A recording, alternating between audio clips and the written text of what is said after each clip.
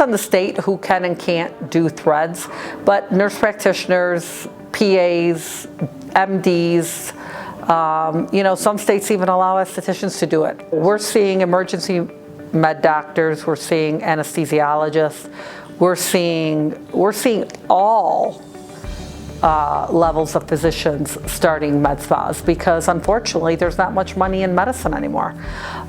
So you're finding a lot of doctors are partnering with RNs, NPs, PAs to make med spas viable. I tell people that if they're the first med spa in their area to get threads, they're going to get to control the pricing. You're good and your skill set's there, you should be charging for it. You definitely want to train. There's no doubt that the learning curve on threads is pretty steep. Once you know it, but you can't just pick that cannula up and get results without a good training.